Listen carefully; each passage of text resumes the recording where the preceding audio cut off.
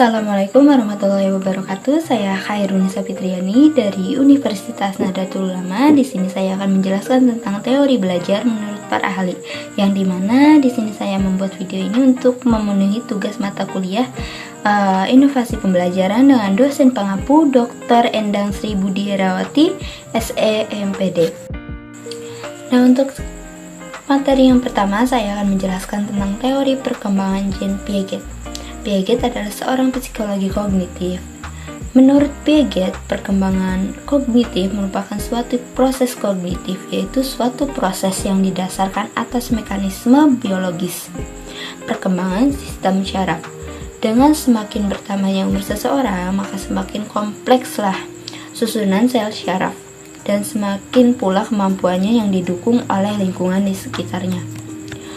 Piaget membagi perkembangan kognitif menjadi 4 tahap. Yang pertama sensorik motorik, yang kedua pre-operasional, yang ketiga konkret operasional, dan yang keempat formal operasional. Nah, fase yang pertama yaitu sensorik motorik dimulai dari umur 0 sampai 2 tahun. Fase ini fokus pada interaksi sensorik dan motorik. Yang kedua, pre-operasional dimulai dari umur 2 sampai 7 tahun. Fase ini ditandai dengan munculnya simbolik, bahasa, dan pemikiran intuitif, tetapi masih memiliki keterbatasan dalam logika dan pengertian objektif. Yang ketiga yaitu konkret operasional dimulai dari umur 7 sampai 11 tahun. Ditandai dengan mampu berpikir secara konkret dan mampu memahami operasi logika termasuk konsep konservasi dan variasi. Yang keempat, operasi formal operasional dimulai dari umur 12 sampai seterusnya. Ditandai dengan mampu berpikir abstrak, memahami hipotesis, deduksi, dan penalaran proporsional.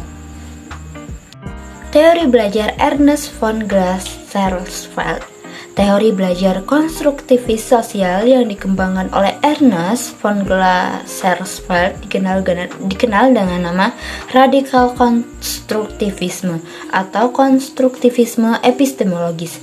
Teori belajar von Glasersfeld menggeser fokus dari pendekatan transmisional atau guru sebagai penyampai pengetahuan ke pendekatan konstruktivis atau siswa sebagai konstruktor pengetahuan mereka sendiri. Hal ini mendorong pendekatan pembelajaran yang lebih terbuka, interaktif, dan responsif terhadap kebutuhan dan pengalaman unik setiap siswa. Dengan kata lain, tidak hanya guru yang dapat menjelaskan materi, tetapi siswa pun dapat menjelaskan materi yang mereka telah pahami. Teori belajar Brunner. Teori belajar Brunner dikembangkan oleh seorang psikologi, mengacu pada kerangka konseptual yang menekankan peran aktif individu dalam mengonstruksi pengetahuan dan makna melalui pengalaman belajar. Brunner menekankan pada pembelajaran aktif atau active learning, konstruktivisme atau pembelajaran sebagai konstruksi pengetahuan.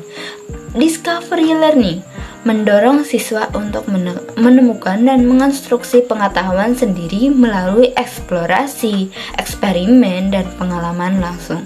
Teori belajar Brunner memberikan landasan untuk pengembangan strategi pembelajaran yang lebih interaktif, mendorong eksplorasi aktif, dan memahami kebutuhan unik setiap siswanya.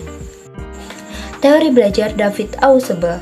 Teori ini menjelaskan bahwa belajar yang ada selama ini masih banyak menekankan pada belajar asosiatif atau belajar menghafal. Belajar demikian tidak banyak bermakna bagi siswa. Belajar seharusnya merupakan asimilasi yang bermakna bagi siswa. Materi yang dipelajari diasimilasikan dan dihubungkan dengan pengetahuan yang telah dimiliki oleh siswa dalam bentuk struktur kognitif.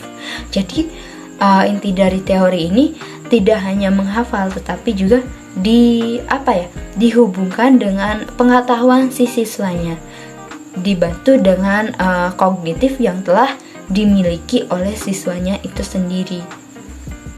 Teori belajar John Dewey.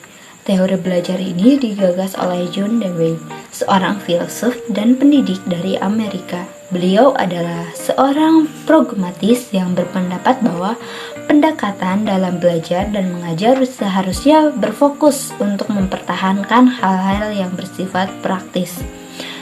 Dawei menolak struktur pendidikan tradisional yang otoriter. Beliau menyarankan sebuah reformasi di dunia pendidikan yang meletakkan anak sebagai pusat kegiatan akademis atau student centered learning. Teori Lev Vygotsky. Teori ko-konstruktivistik merupakan teori yang dipelopori oleh Vygotsky. Teori ini titik tekan utamanya adalah bagaimana seseorang dapat belajar dengan bantuan orang lain atau lingkungannya, yang dimana anak ini sedang berada dalam keterbatasan untuk memecahkan masalah dalam hidupnya. Teori konstruksi sosial ini menegaskan bahwa perolehan kognitif individu terjadi pertama kali melalui interaksi dengan lingkungan sosialnya. Nah, itulah penjelasan dari saya mengenai teori belajar menurut para ahli. Kurang lebihnya mohon maaf. Wassalamualaikum warahmatullahi wabarakatuh.